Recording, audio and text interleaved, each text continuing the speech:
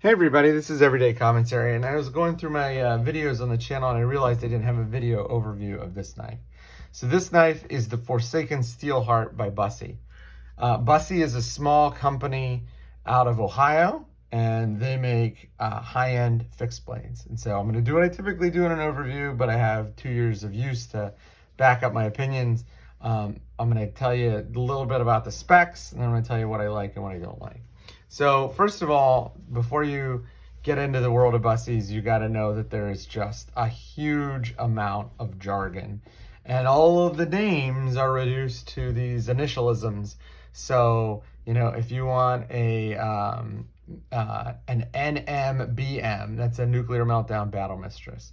This is an an FSH, a Forsaken Steel Heart. But there's more. There's a ton more. In terms of the nomenclature. So let's go through each one of the things that each one of the features this knife has.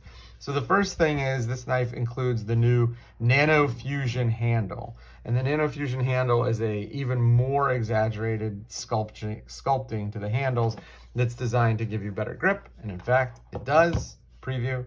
The next thing is this is a nuclear meltdown version, and nuclear meltdown is Busse's designation for sort of easing all of the edges and making things smoother and more rounded when they need to be used as grip surfaces.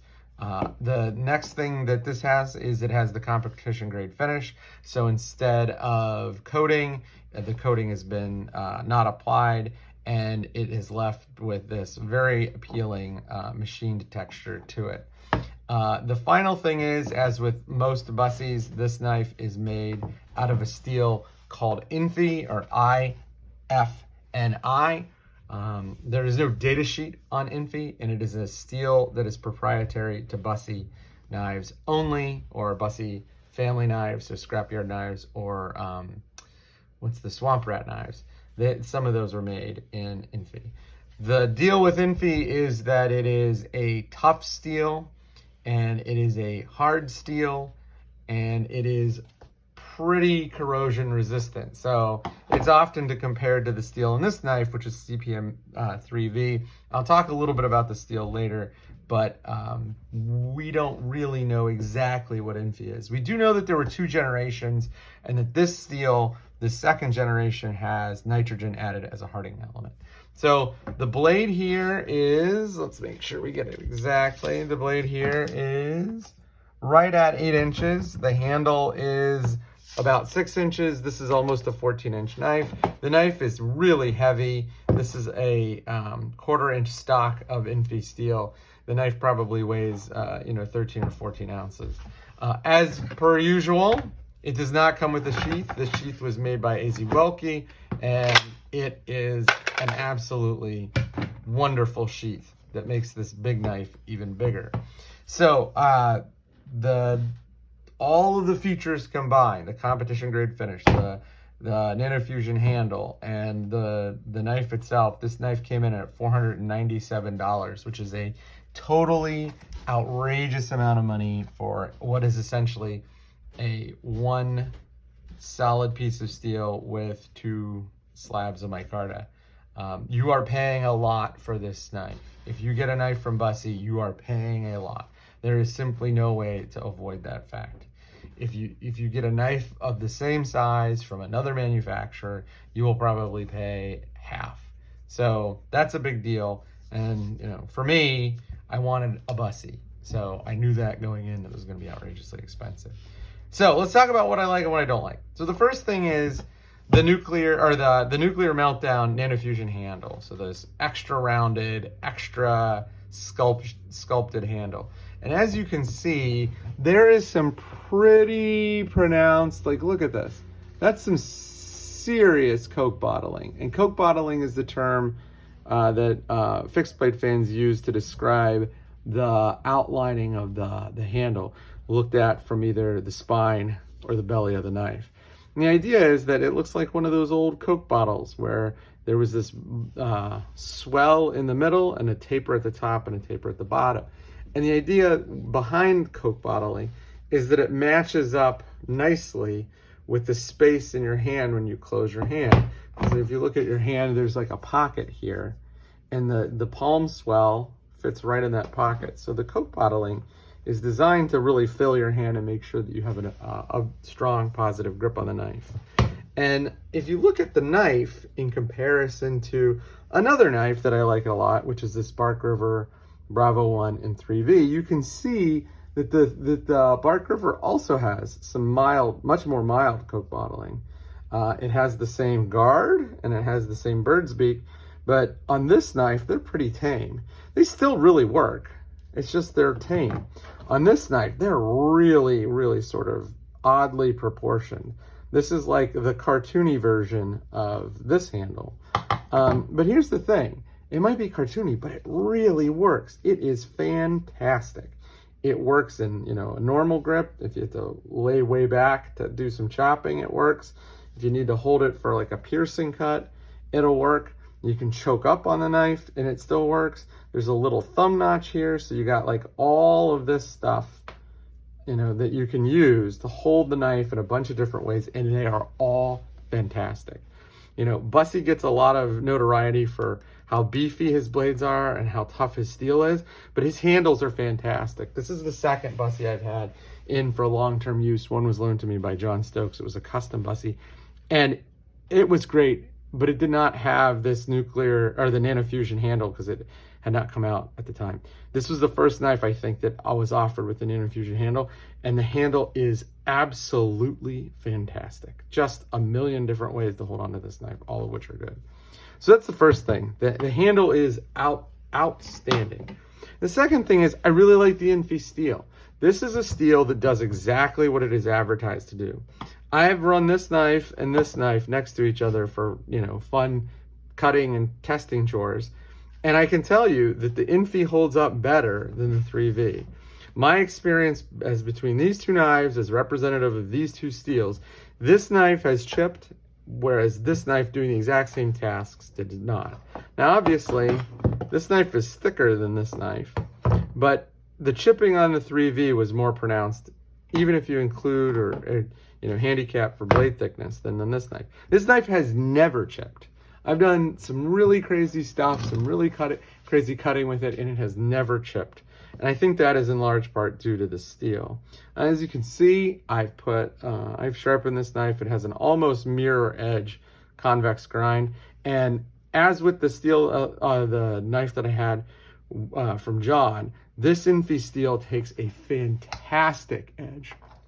In fact, it will shave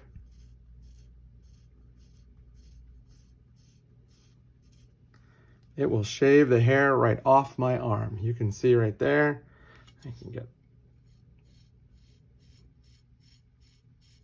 It is literally hair popping sharp. This knife is exceedingly sharp. And I found in both renditions of Busse's steel on two different knives that to be the case. This steel will get sharp and will not chip.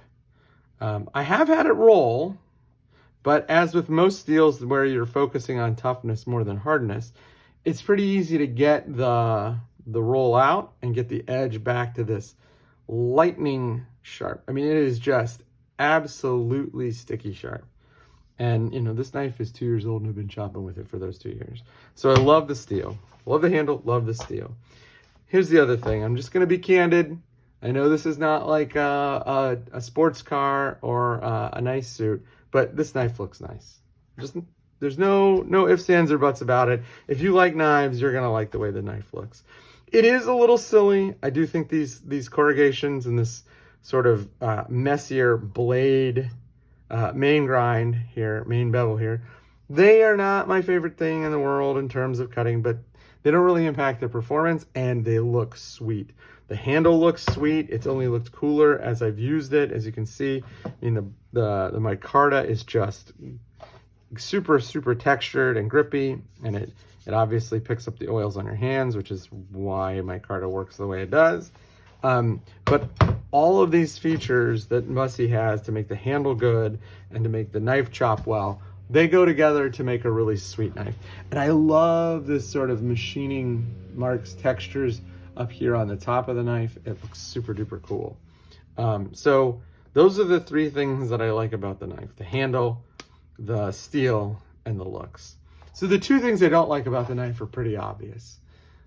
There's nothing to complain about in terms of performance. This knife does everything it's advertised to do, and it does it well, does it with ease, and it, put a smile on your face while doing it.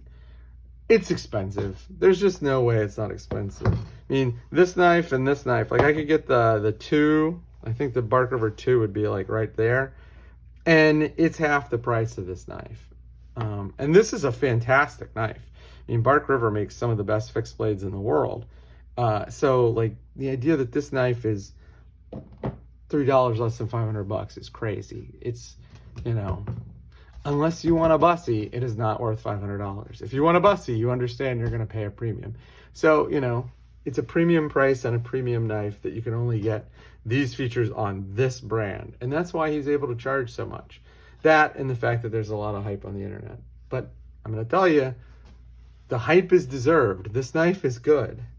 The other thing that I don't like about the knife is the other obvious problem with Busse. It did not come with a sheath. So I got a $500 knife that in order to carry in a pack, I still had to go out and spend, what ended up being another $60. So for almost $600, I get a knife I can carry and use. That's kind of bananas. Just make the sheaths. I don't care. I don't care what the issue is. Just make sheaths. Everybody else makes sheaths. It's not that difficult. This sheath was made for me by AZ Welke, which has a lot of sheaths for Busses. And here's the cool part about it. Getting the sheath from AZ Welke means you don't have to send out your Busse usually, because he has such a huge stock of sample knives. I got this one off the shelf. I was able to keep this knife and get the sheath sent to me by the mail. As you can see, the sheath is big, but it's well done. It has the Tech Lock insert, and it has the, and you can swap it so that it can be Scout style as opposed to normal. It has a good thumb flare here, so you can pop the knife out of the sheath pretty easy. You can also see that there were 2 places where he put extra padding around the blade when he placed the knife into the Kydex press, so that the only places where the knife is actually gripped are right here and right here. It means that the knife doesn't, I'm shaking that pretty hard and there's no audible wiggle, but it pops out. And it also doesn't scratch up your blade. You can see here that the sheath that I had for the Bark River, it has come in places where it contacts the blade. I don't really care because it's a fixed blade knife, but that degree of attention to detail tells me that AZ Welke makes great sheaths. So, in conclusion, that's the Busse Forsaken Steel Heart. Oh, by the way, Forsaken. Forsaken means that it was the alt pattern for the original Steel Heart, so that he made a bunch of patterns for the Steel Heart, and he did not choose this one for the original. He's going back and doing Forsaken versions of a bunch of his favorites, like the Team Gemini. So this one was the alt pattern, the runner-up for the original, and I actually like it better than the original. I don't think the original had this clip point. The clip point here looks gorgeous, just absolutely gorgeous. I think it was a drop point. But as it is, this is a really sweet fixed blade. It's super expensive and kind of silly, but if you like knives enough to collect them, then you should try a Busse. They are really good knives. They do what they say they do. They are really, really good. So I've had this for 2 years. I'm glad I have it. It will not get sold. It is certainly part of the permanent collection. And that's the overview of the Busse Forsaken Steel Heart.